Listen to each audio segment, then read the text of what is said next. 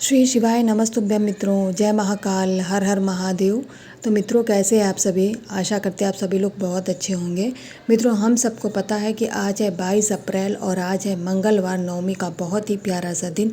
मित्रों, आज इस वीडियो के अंदर हम लोग 3 कर्ज मुक्ति के ऐसे उपायों की बात करेंगे जिन्हें करके आप अपने घर में, यानी आपके ऊपर यदि कोई कर्जा चढ़ा हुआ है, आप किसी का पैसा नहीं वापस कर पा रहे, वह 15 दिनों के अंदर आप वापस कर देंगे।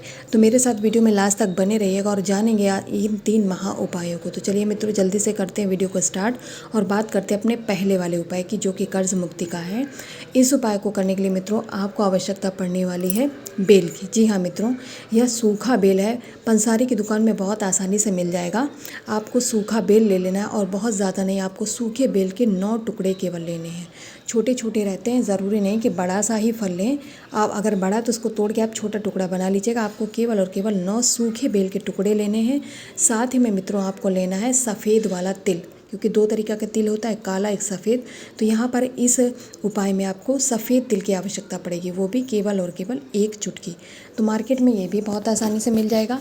सूखा बेल लेंगे 9 टुकड़े और 1 टुकड़ा सफ़ेद तिल, 1 चुटकी सफ़ेद तिल लेने के बाद में अब आपको हवन करना है। ठीक है, बहुत बड़ा हवन नहीं करना, छोटा सा हवन करना है। या हवन हो रहा हो तो वहाँ पर भी आप यह उपाय कर सकते हैं।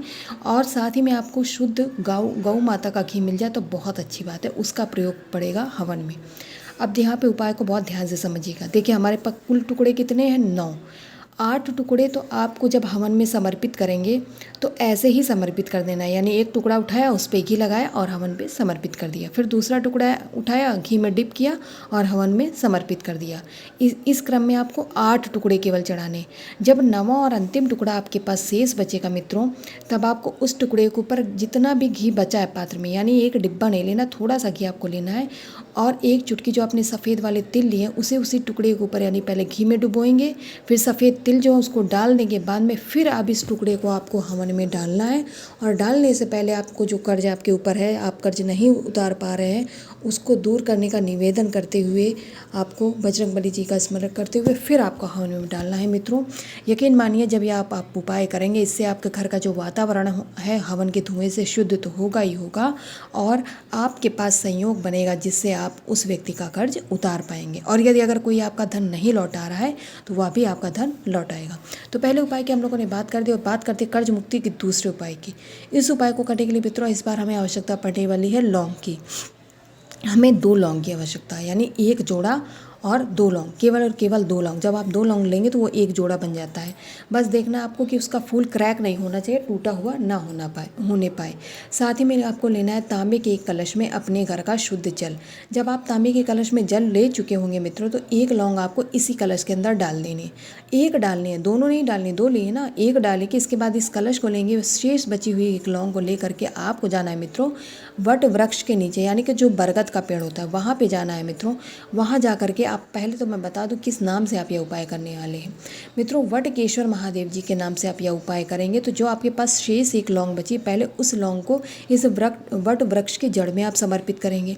इसके बाद जिस कलश के जल में आपने 1 लौंग डाली हुई है, उस कलश के जल को आपको अपने दोनों हाथों से पकड़ करके वटकेश्वर महादेव जी का स्मरण करते हुए, साथ में अपना नाम और गोत्र का नाम बोलते हुए, यदि किसी और के लेकर है तो उसका नाम और गोत्र बोलकर आपको वटकेश्वर महादेव जी से विनती करनी है कि आपके घर के जो कर्जा है बहुत बढ़ गया है, बहुत परेशान है परिवार आपका, तो आप ऐसी दया करें महादेव कि हमारे घर का जो कर्जा है, जो नहीं चुका पा रहे हैं, वह कर्जा हम चुका पाएँ और हमारे घर की परिस्थितियाँ जो हैं वह सुधार हो, पहले जैसे अच्छी हो जाए, ऐसी कामना करते हुए आपको जल समर्पित कर देना है।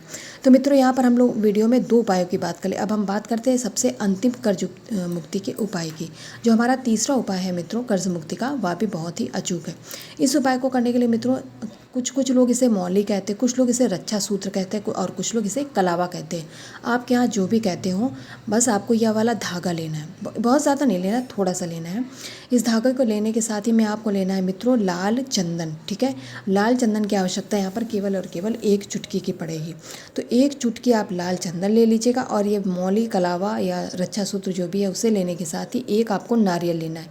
वही नारियल लेना है जो हवन में प्रयोग होता है। ठीक है, इस नारियल को लेने के बाद पहले तो मैं बता दूं मित्रों, यह जो उपाय आप करने वाले हैं, या तो 3 मंगलवार करिएगा लगातार, या फिर 3 शनिवार। इसी दिन किए जाते हैं। उस चंदन से आपको इस नारियल के तेल नारियल पे आपको स्वास्थ्य का निर्माण कर लेना, जैसे मैंने किया है। इसके बाद उस रक्षा सूत्र से इस नारियल पे लपेटने के बाद में इस नारियल को उठा करके आपके घर में जितने भी रूम कमरे हैं, केवल वॉशरूम को छोड़ के पूरे घर में आपको इस नारियल को क्या करना है मित्रों, घुमाना है।